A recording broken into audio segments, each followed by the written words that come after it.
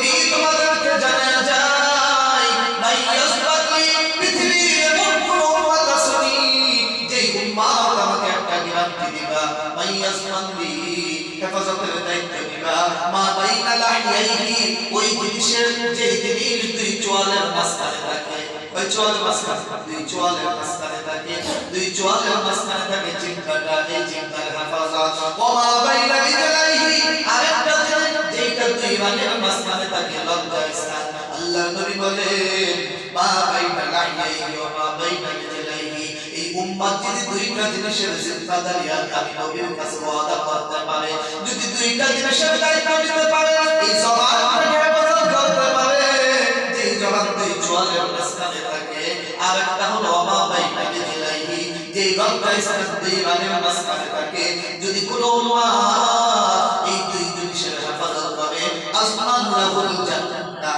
আমি নবী জানায় দিলাম আমি নবী তার জান্নাতের জিম্মাদারি হয়ে গেলাম সুবহানাল্লাহ এই দুই জিনিসের জিম্মাদারি যদি কোনো উম্মত দেয় যে হ্যাঁ নবী আমি আপনার হাদিস শুনছি শুনলে আমি দুই জিনিসের জিম্মাদারি নিছি আমার এই জবানটাকে আমি কোনো খারাপ কাজে ব্যবহার করব না আমার যে লজ্জা স্থান আপনি দিয়েছেন আমার যে যৌবন দিয়েছেন যৌবনের কারণে আমি আমার লজ্জা স্থানকে অন্য কোনো কাজে ব্যবহার করব না হালাল রাস্তায় ব্যবহার করব স্ত্রীর সাথে ব্যবহার করব অন্য কোনো জায়গায় আমার খাহেশকে মেটাবো না যৌন উত্তেজনা আমি সেখানে শেষ করব না আমি হালাল জায়গায় ব্যবহার করব আল্লাহ নবী বলেন মা বাইনা লাহিয়াইহি ওয়া মা বাইনা রিজলাইহি আসমান লাহুল জান্নাহ যদি এই দুই জিনিসের হেফাজতের দায়িত্ব তোমরা নিতে পারো তাহলে তোমাদের জান্নাতের জিম্মাদারি আমি নবী নিয়ে নিয়েছি কারণ আল্লাহ নবী বুঝে শুনে বলেছে এই দুই জিনিসের কারণে দুনিয়াতে যত কিছু জবানের কারণে আর হলো লজ্জা স্থানের কারণে জবান দেওয়া মানুষকে অপমান করে জবান দেওয়া মানুষকে গালিগালাজ করে জবান দেওয়া মানুষকে বিভিন্ন ধরনের কি করে ক্রিটিসাইজ করে আবার লজ্জা স্থান দিয়ে মানুষ অহরহ গুনাহ করে কথা বলেন ঠিক এজন্য নবী বলেন এই দুই জিনিসের জিম্মাদারি তোমরা নিয়ে নাও আমি তোমাদের জান্নাতের জিম্মাদারি নিয়ে নিয়েছি অর্থাৎ কোনো উম্মত যদি এই দুই জিনিসের জিম্মাদারি নেয় নবীর কথা কোনোদিন মিথ্যা হবে না নবী তাকে নিজের জিম্মায় নিয়ে জান্নাত পর্যন্ত পৌঁছে দিতে পারেন সুবহানাল্লাহ এখন আমাদের চিরচেনা অভ্যাস হলো আমরা নামাজি আমরা পরহেজগার আমরা হাজি আমরা অমুক তমুক অনেক কিছুই কিন্তু আমাদের পৃথিবীর এমন মজলিস আমরা যেখানে যেখানে বসে গল্প করি চাই বাজার হোক চাই ঘর হোক যেখানেই করি আমাদের এমন কোন মজলিস আসেনি যেখানে মানুষের পরনিন্দা করা হয় না যেখানে মানুষের গীবত করা হয় না নাই খুব কম এরকম সকল সেক্টরে আমাদের একটা ব্যাধি হয়ে গেছে এটা চিরচেনা ব্যাধি হয়ে গেছে মানুষের পরনিন্দা মানুষের দোষচর্চা না করলে আমাদের ভালোই লাগে না কিতাবের মধ্যে একটা ঘটনা আসছে যে এক ব্যক্তি একটা ঘোড়া পালতেন কি পালতেন ঘোড়াটা খুব সুন্দর ছিল এখন তো গাড়ি ঘোড়া আছে আগে জামানার মধ্যে কিন্তু মানুষ ঘোড়ায় চলতো ঘোড়ায় পালতেন ঘোড়া দিয়া চলতো তো ঘোড়াটা দেখতে খুব সুন্দর চেহারাও খুব ভালো কিন্তু ঘোড়ার অভ্যাস একটা খারাপ ছিল সেটা হলো দেখবেন যে কিছু গরু এরকম আছে নিজের পেশাব করা বলাটা খায় কিছু গরু আছে না এরকম তো বাড়ি আর দেখলে গরুর মুখের মধ্যে বাড়ি দেয় তো এই ঘোড়ার অভ্যাস ছিল যে ঘোড়ার চলতো ভালো সবই ভালো থাকতো কিন্তু যখন মল করতো পেশাব পায়খানা করতো তখন ওটা ঘিরান সম্ভব এটা একটা খারাপ অভ্যাস বল যার কারণে ওটা শুনতে যায় ওটা ঘিরান দিতে যায় ঘোড়া চলতে একটু বিলম্ব হয়ে যায় ওই ঘোড়ার মালিক অন্যান্য ঘোড়ার সাথে অন্যান্য যারা ঘোড়া নিয়ে সফর করতো তাদের সাথে পার করতো কারণ তাদের ঘোড়া পেশাব করতেছে দৌড়াইতেছে পায়খানা করতেছে দৌড়াইতেছে আর তার ঘোড়া পেশাব আসলে দাঁড়ায় যায় যার কারণে সে পিছিয়ে পড়ে যায় আর এটা একটা দোষণীয় তো বেচারা চিন্তা করলো না এই ঘোড়া নিয়ে আমি মানুষের সাথে চলতে পারবো তো বেচারা একদিন এই ঘোড়া নিয়ে একা একা সফর করতেছে তো সফর একটু সামনে গেছে পরে এক লোক তার সামনে আরেক লোক ঘোড়া নিয়ে আসছে আয়সা বলতেছে ভাই আমি আপনার সাথে ঘোড়া নিয়ে একটু সফর করতে চাই তো বলতেছে ভাই আপনি যে আমার সাথে সফর করবেন আমার ঘোড়ার তো একটা বদ অভ্যাস আছে বলে কি বদ অভ্যাস? বলে আপনার সাথে আমি সফর করতে পারবো না, কারণ আপনার ঘোড়া আগে চলে যাবে, আমার পা পিছনে। বলে কেমনে? বলে আমার ঘোড়ার বদ অভ্যাস হলো, ঘোড়া তো দেখতে ভালো, কিন্তু ও যখন পায়খানা পেশাব করে তখন ওটা নিজের ঘোড়া নিজে শুনতে চায়। তো নিজের ঘোড়া নিজে নিতে গেলে মুখটা পিছনে নিতে হয়, নিলে আমার ঘোড়াটা একটু পিছিয়ে পিছিয়ে যায়। তো ওই ঘোড়াওয়ালা বললো ঠিক আছে, আপনি চলেন, সমস্যা নেই, আমার সাথে সফর করেন। তো যেই ঘোড়ার এই বদ অভ্যাস, ওই মালিক বলে আচ্ছা ভাই ঠিক আছে, তাহলে একটা কাজ করেন, আপনার ঘোড়াটা তো ভালো, আপনি আমার পিছনে পিছনে চলেন, আপনি আমার পিছনে পিছনে আসেন। বলে কেন? বলে কারণ হলো আমার ঘোড়া যখন মলমূত্র ত্যাগ করবে, পিছনের দিকে যখন মাথা ফিরাবে, তখন আপনি পিছন থেকে আমার ঘোড়ার মুখে মুখে চাবুক একটা বাড়ি মারবেন, তাহলে আর দেরি হবে না, ও আর পিছনে মুখ আপনার সামনে সামনে। আচ্ছা ঠিক আছে। বলে ঘোড়া নিয়ে চলতেছে চলতেছে, সফর করতেছে, মানে এরকম মলমূত্র ত্যাগ করতেছে, ঘোড়া যখনই পিছনে মাথা আনে তখনই পিছন থেকে ওই পিছনের ঘোড়া মুখের মধ্যে বাড়ি দেয়, বাড়ি দিলে ঘোড়ার মলমূত্র ঘোরা দিতে পারে, সাতটা আবার দৌড়ান শুরু করে। এরকম চলতে যায়, মনে করেন 10 মাইল চলছে, 10 মাইলের মধ্যে সে 10 বার মলমূত্র ত্যাগ করবো, এরকম করছে। তো 10 বার পিছনে তাকাইছে, ঘোড়া নিতে পারে না, সামনে গেছে। এখন 10 মাইল চলার পরে পিছনের ঘোড়াওয়ালা বলতেছে ভাই থামেন। বলে কেন? বলে আমি তো এই পর্যন্ত আপনার সাথে আসছি, এখন আপনি যে জায়গায় যাবেন আমি ওই জায়গায় যাবো না, আমি অন্য জায়গায় যাবো, আমার রাস্তা এখন ভিন্ন। বলে কি বলে? বলে হ্যাঁ। বলে ভাই আমি তো এখন আপনার পিছনে পিছনে চলতে পারবো না, আমি এখন এদিকে যাবো। তো এই বেচারা পিছনের বেচারা ওদিকে চলে গেছে। চলে যাওয়ার পরে ঘোড়া মনে মনে ভাবতেছে যাক ভালোই হয়েছে, 10 মাইল আসছে, বেচারার সাথে অনেক দূর আগাইছে, এখন সামনে যায়। এখন ঘোড়াকে চালাইছে, ঘোড়া একটু সামনে যায়, তখন মলমূত্র ত্যাগ করে পিছনের দিকে তাকাইছে, তাকায় দেখে পিছনে তার ওই যে আগে যে বাড়ি দিত, ওই বাড়িওয়ালা এখন পিছনে যায় না, থাকার কারণে ঘোড়া থামে গেছে। মালিকটা কিভাবে থামলি কেন? ঘোড়া থামে দেখে পিছনে কেউ নাই, না থাকার কারণে ঘোড়াকে এখন তার আমাকে কেউ বাড়ি দিল না, তাই না পিছন দিকে ঘুরে এমন এক দৌড় দিছে, এক করে 10 মাইল পিছনে গেছে। কোথায় গেছে? যেখান থেকে শত শত ঘোড়া সেই জায়গায় গেছে, সেই জায়গায় যাই আবার সামনে রওনা হয়েছে। যত জায়গায় মলমূত্র ত্যাগ করছে, ঘোড়া ওই জায়গায় যায় আবার ঘুরতেছে, আবার একটু সামনে যায় আবার ঘুরতেছে। এখন ঘোড়া এলাকায় হায় হায়, এত কষ্ট কইরা যতদূর আগাই ছিলাম, যতদূর আগাই ছিলাম, আবার এক দৌড়ে অল্পের জন্য সব আগানো আমার 10 মাইল পিছনে, মুহূর্তের মধ্যে আমার 10 মাইলের রাস্তা কি হয়ে গেছে, সব শেষ হয়ে গেছে। বুঝছেন কি কথা বুঝছেন? 10 মাইল আগাইছে, অনেক কষ্ট হয়ে গেছে, অনেক কাছে চলে গেছে, কিন্তু যখন দেখছে পিছনে বাড়িওয়ালা কেউ নাই, বাড়ি আর এখন দেব না, ঘোড়া আবার একদম 10 মাইল পিছনে গেছে, অর্থাৎ যা তাই হয়ে গেছে। এই মাঝখানে যে কষ্ট করলো, এই কষ্ট গেল তার বৃথা। তো আমাদের দেশে এমন কিছু ঘোড়ার মতো মানুষ আছে যারা সারা রাত নফল নামাজ পড়ে, সারাদিন 5 ওয়াক্ত নামাজ পড়ে, সকালে উঠে 10 জন 5 জন এক জায়গায় হয়ে বিপদ শেখায় করে সারা রাতে যে ইবাদত করলো, আমল নামাজ ভুলে গেল, আবার বিপদ করে ওই সারা রাতের ইবাদত সব যা বিপদ করছে তার আমল নামায় দিয়া আগে যেমন আমল শুরু ছিল এখন সে খাতা শুরু হয়ে গেছে। কথা বলে আছে কি না? এরকম বিপদের মানুষ আছে কিনা? অবশ্যই আছে। এই জন্য আমাদের আচার ব্যবহার যেন ওই ঘোড়ার মতো না হয় যে আমি সারা রাত ইবাদত করলাম, হাই হাই সকালবেলা একটু বিপদ করার কারণে আবার আমি পিছনে চলে যাই। আল্লাহ নবী বলেন, সাহাবীদেরকে জিজ্ঞাসা করলেন, বাবা সাহাবীরা তোমরা কি জানো সবচেয়ে গরিব মানুষকে? সাহাবায়ে কেরাম বললেন, ইয়া রাসূলুল্লাহ, গরিব মানুষ তো সে যার ধন সম্পদ নাই, টাকা পয়সা নাই, সে তো গরিব। নবীজি বললেন, না, সে গরিব না, কিয়ামতের ময়দানে সবচাইতে হাসরের ময়দানে ওই ব্যক্তি ক্ষতিগ্রস্ত গরিব হবে যে দুনিয়া থেকে রোজা, নামাজ, হজ, যাকাতে এরকম ভাবে আমলের পাহাড় নিয়ে কিয়ামতের ময়দানে উপস্থিত হবে। বলে তারপর কি হবে? বলে পাহাড় নিয়ে উপস্থিত হবে ঠিকই, কিন্তু তার এই জবান দ্বারা একজনকে কষ্ট দিয়েছে, একজনের মান সম্মান নষ্ট করছে। এখন যার মান সম্মান নষ্ট করছে সে তো তার হক নষ্ট করছে, হক যদি বান্দা মাফ না করে তাহলে তো আল্লাহ মাফ করবেন না। এই জবান দ্বারা একজনের উপর জুলুম করছে, তো জুলুমের তার থেকে মাফ চাই নাই, তার কারণে গুনাহ হয়েছে। এখন হজের সওয়াব, যাকাতের সওয়াব সব পাহাড় পরিমাণ আমল নিয়ে আসছে। আল্লাহ ডাকবে, এই জবান দ্বারা গুনাহ করছো, অমুককে কষ্ট দিছো, ওই কষ্টের আজকে বিনিময় তো আর কিছু মাফ চাওয়া হবে না, তোমার আমল তারা দিয়ে দিই। বলে এরকম মানুষকে আমল দিতে দিতে দিতে দিতে পাহাড় সমপরিমাণ আমল সব শেষ হয়ে যাবে, বেচারা একবার খালি। এখন মানুষ প্রস্তুত হয়েছে, আল্লাহ এই তো আমার বকছে, এ আমার রক্ত জমাইছে, এ আমার আঘাত করছে, এখন আল্লাহ আল্লাহ বলল সওয়াব তো নাই, কি বাবা? তখন যারে আঘাত করছিল জবান দিয়া, তার যে গুনাহ আছে ওই গুনাহ তার মাথায় নিতে হবে। এজন্য খুব সাবধান, জবানের হেফাজত করা। এজন্য আল্লাহ নবী বলেন মাইয়াসবালি মা বাইনা লাহমিহি ওয়া মা বাইনা রিজলাইহি আসমান লাহু জান্নাহ।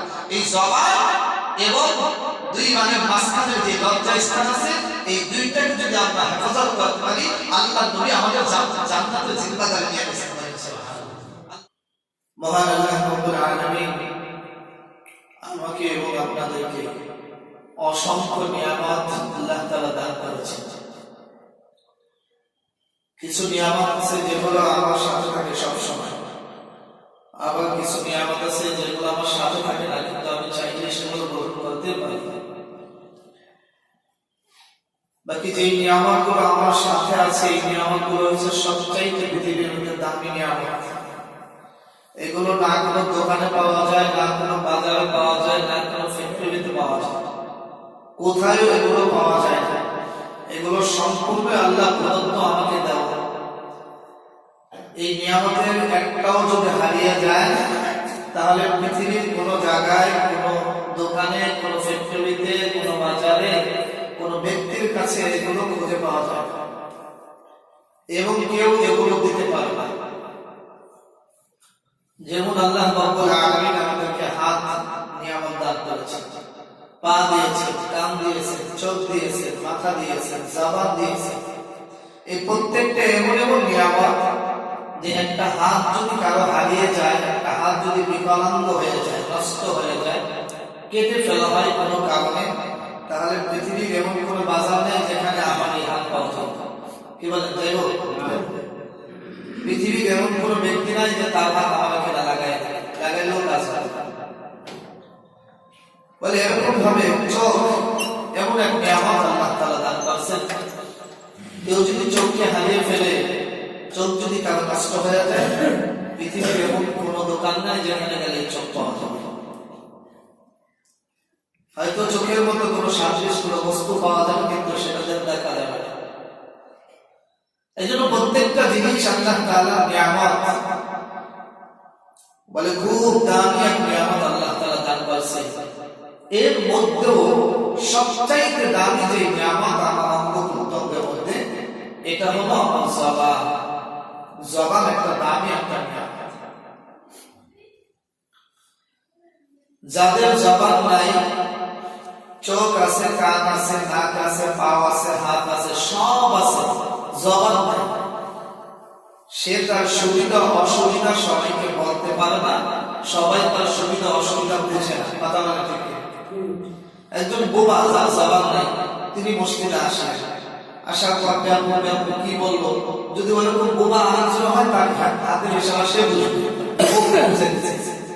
কিন্তু আমাকে কি বলতেছে, এভাবে এভাবে কি বলতেছে, আমি কিন্তু কিছুই বুঝি। ও বোবা মনে করে যে পৃথিবীর সব মানুষই বুঝি বোবা, কারণ যারা বোবা হয় তাদেরকে আল্লাহ তাআলা বধির বানিয়েছে। তারা কানে শোনে না, বোবারা বাবা কি শোনে না, কানে শোনে না। এর কারণ হলো, বোবা যদি কানে শুনতো, তাহলে বোবা জায়গায় মারা যেত, হারে না। কেন? হায় হায়, ও কথা বলতেছে, ওর কথা আমরা শুনি, আমি তো কথা বলতে পারি না, আমার তো সব আছে, আমি জিব্বা লাগাইতে পারতেছি, আমি তো বলতে পারি না। এই দুঃখে, এই আফসোসে সে জায়গায় আটকে। এই জন্য আল্লাহ তাআলা বোবাদেরকে আবার বধিরও বানাইছে, সে কানে শোনে না। এই জন্য বোবা মনে করা সবাই বুঝিব, কারণ বোবা তো কারো শোনে না। তো বোবা কি বলে আমি বুঝি না, আমি কি বলি বোবাও সেটা বুঝে না। এই জন্য বোবা মনে করে দুনিয়ার সব মানুষ বুঝে আপাতত, এই জন্য বোবা স্বাভাবিকভাবে চলতে পারে।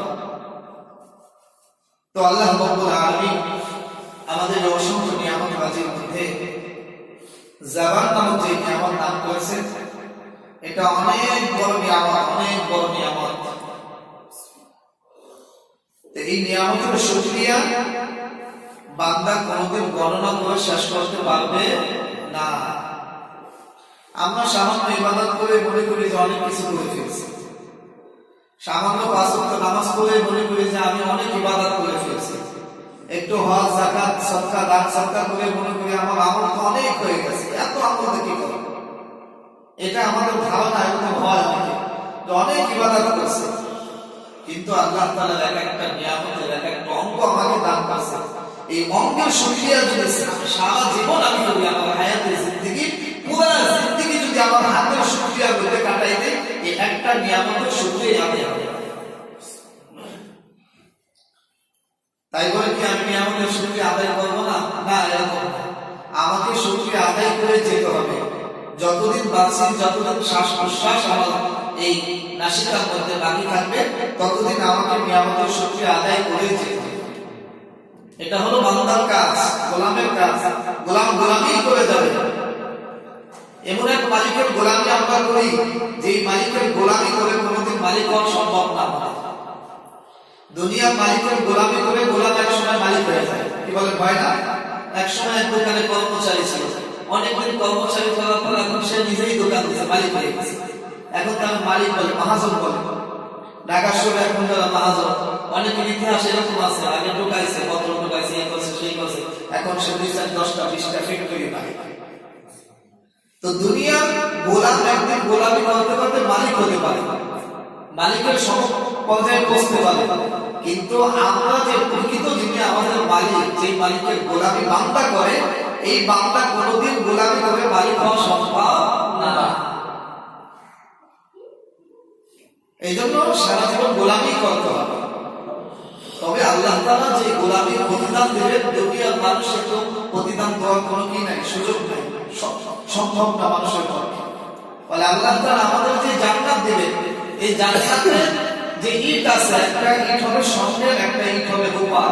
ওই স্বর্ণ এত দামি স্বর্ণ, ও এক কোণা যদি দুনিয়ার সামনে তোলা হয়, তাহলে গোটা দুনিয়ার সামনে পরাজিত হয়ে যায়। এত বড় নিয়ামত আল্লাহ তাআলা আমাদেরকে দান করেন। তো যে নিয়ামত, যে শুকরিয়া আমরা করতেছি, আল্লাহ তাআলা বলতেছেন যে তোমরা শুকরিয়া করে শেষ করতে পারবে না। আল্লাহ পাক কোরআনের মধ্যে জানায়া দিয়েছেন, ওয়া ইন তা'উদু নি'মাতাল্লাহি লা তুহসুহা।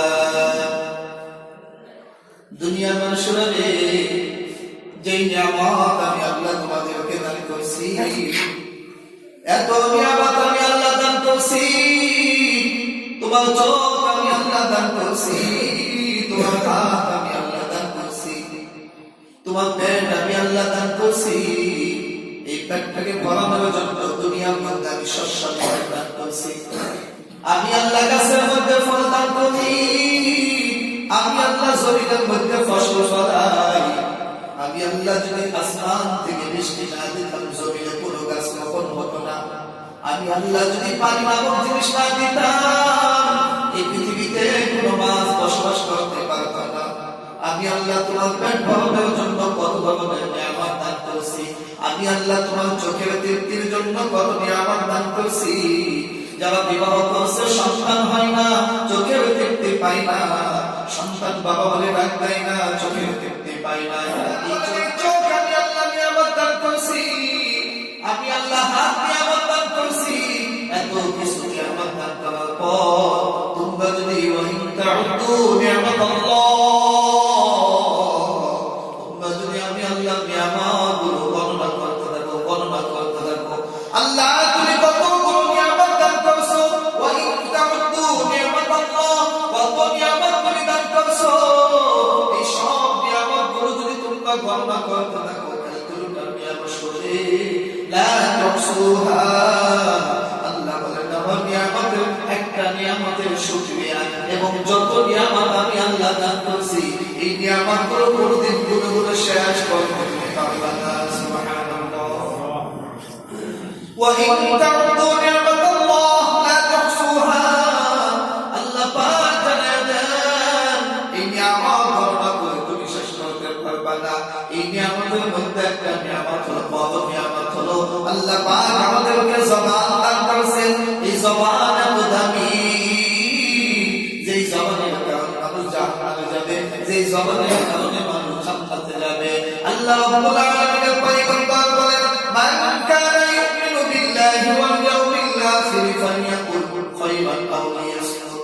ও বান্দা, তোমরা যারা মালিকের উপর বিশ্বাস রাখো, ইউমিনু বিল্লাহি ওয়াল ইয়াউমিল আখির, আখিরাতের উপর বিশ্বাস স্থাপন করো, আখিরাত আছে তোমরা যারা জানো, আল্লাহ সেটা তোমরা যারা মানো, ফালিয়াকুল খায়রান, এটা যদি মেনে থাকো আখিরাত আছে আল্লাহ আছে, অবশ্যই মুসলমানের একটা মানে কথা বলে ঠিক কিনা? মুসলমান মানে আল্লাহ আছে, মুসলমান মানে আখিরাত আছে, মুসলমান মানে জান্নাত আছে, মুসলমান মানে জাহান্নাম আছে। আল্লাহ নবী ডাক দিয়া বলেন উম্মতেরা রে, তোমরা যদি মানো আল্লাহ আছে, তোমরা যদি মানো জাহান্নাম আছে জান্নাত আছে, ফালিয়াকুল খায়রান, তাহলে আমি আল্লাহ যে জবান তোমাদেরকে দান করছি এই জবান দিয়া কোন কথা বলবা, আউলিয়াসমুত, যদি ভালো কথা বলতে না পারো তাহলে চুপ থাকবা। যদি বলতে হয় কথা যদি বলো তাহলে ভালো বলো। ফালিয়াকুল খায়রান, আল্লাহ নবী বলেন যে জবান তোমাদেরকে দান করা হয়েছে, যদি কথা বলতে হয় ফালিয়াকুল খায়রান, ভালো কথা। কি কথা? ভালো কথা। আর যদি ভালো কথা নাই বলো আউলিয়াসমুত, তাহলে সে যেন চুপ থাকে। যদি ভালো কথা না বলতে পারি তাহলে কি থাকতে বলছেন? চুপ থাকতে বলছেন। ফালিয়াকুল খায়রান আও লিয়াসমুত, আল্লাহ নবী বলেন যদি ভালো কথা না বলতে পারো তাহলে তুমি চুপ থেকে যাও, কারণ এই জবানের দ্বারা মন্দ কথা বললে মনে রাখিও আল্লাহ পাক জানায় দিয়েছেন আয়াতের মধ্যে, মা ইয়ালফিযু মিন কাওলিন ইল্লা লাদাইহি রাকীবুন আতীদ। বান্দা তুমি যেই কথাগুলো বলো দুনিয়ার মধ্যে, যেই কথাগুলো মানুষ বলবে, এই কথাগুলোকে গ্রহণ করার জন্য সদা প্রস্তুত তোমার সাথে দুইজন প্রহরী লেগে আছে, মানুষের সাথে দুইজন প্রহরী সব সময় থাকে।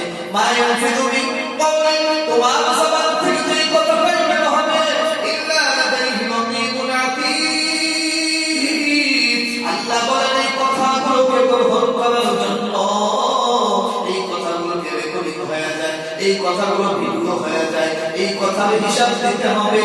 কথাটা যদি খারাপ হয় কথার কারণে গুনাহ হবে, কথাটা যদি মন্দ হয় মন্দের কারণে গুনাহ হবে, কথাটা যদি বলা হয় মুসলমানকে গালি দেওয়ার কারণে মুসলমান কষ্ট পাইবে। আল্লাহ নবী বলেন মুসলমানকে গালি দেওয়া হলো ফাসিকি, এই ফাসিকের কারণে তুমি গুনাহগার হইবা। মুসলমানের উপর জুলুম করবা, জবরের দ্বারা কষ্ট দিবা, এই কষ্টে আল্লাহ পাক ফেরেশতা লাগায়া দিয়েছে। ফেরেশতা বলে তুমি বলতে দেরি হয়, আমি ফেরেশতা রেকর্ডিং করতে দেরি হয় না, কারণ আমি আল্লাহর পক্ষ থেকে নাজিল, আমি আল্লাহর পক্ষ থেকে তোমার কাছে ফেরেশতা নাজিল হয়েছি, তোমার সাথে আছি, সব সময় তোমার সাথে থাকবো। তুমি কোথায় কি করো, কোথায় কি বলো, সব কিছু আমি ফেরেশতা রেকর্ডিং করে রাখছি। কোনো একটা কথা আমি ফেরেশতা বললে বাকি ছুটবে না, কারণ কিয়ামতের ময়দানে আল্লাহ পাক আমাকে ডাকবেন কিরামান কাতিবিন, ওরে সম্মানিত ফেরেশতারা আসো আমার কাছে আসো, যেই যার কাজে তোমাদেরকে ফিট করেছিলাম সে কি কি কাজ করছে সব আমার নামগুলো দেখাও।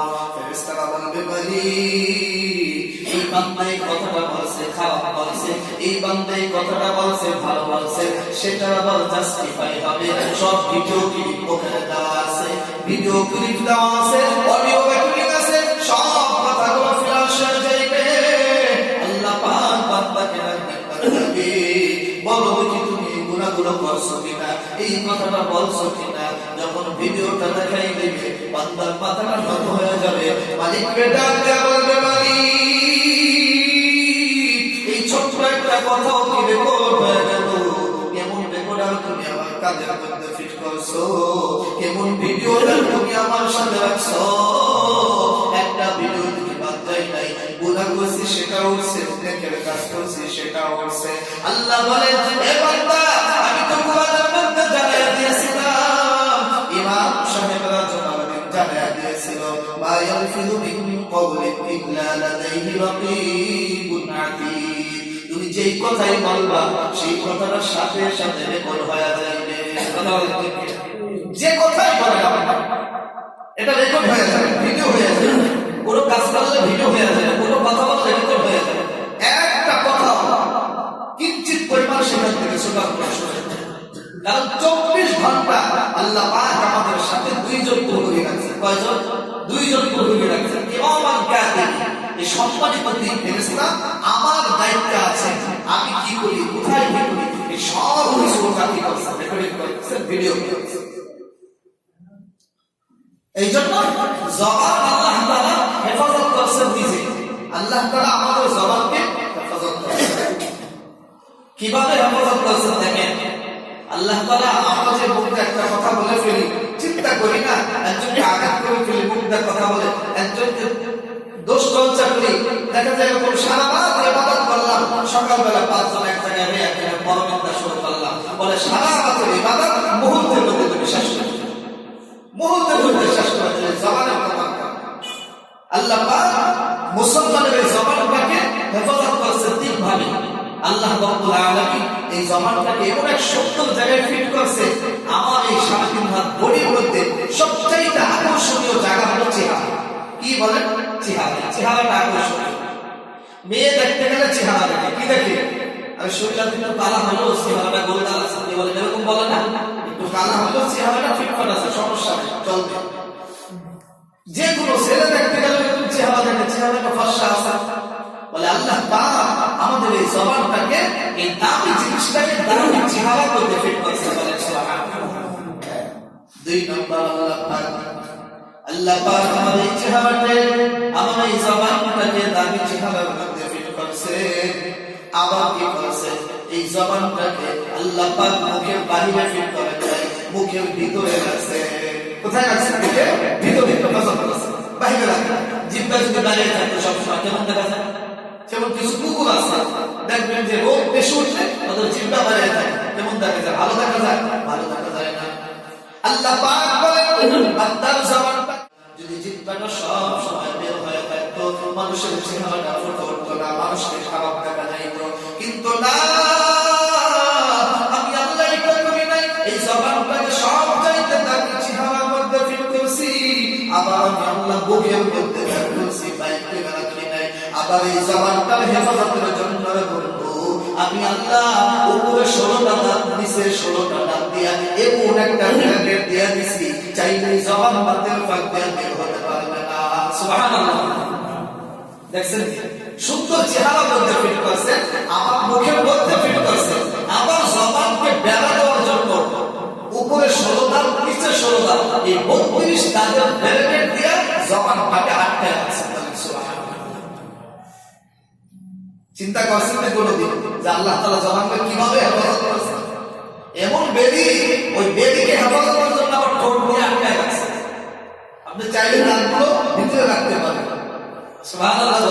আল্লাহ তাআলা কত দয়ালু, এই জবানটাকে কিভাবে হেফাজত করেছেন।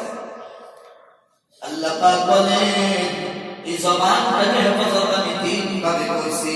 চেহারার মধ্যে ফিট করছি, মুখের মধ্যে দাগ করছি, আবার এই জবানকে হেফাজতের জন্য 32টা দাঁত দিয়ে আমি ব্র্যাকেট দিয়ে দিছি। চাইলেই তুমি জবানকে বের করতে পারবা না, চাইলে আবার তুমি জবানকে আটকায় রাখতে পারবা।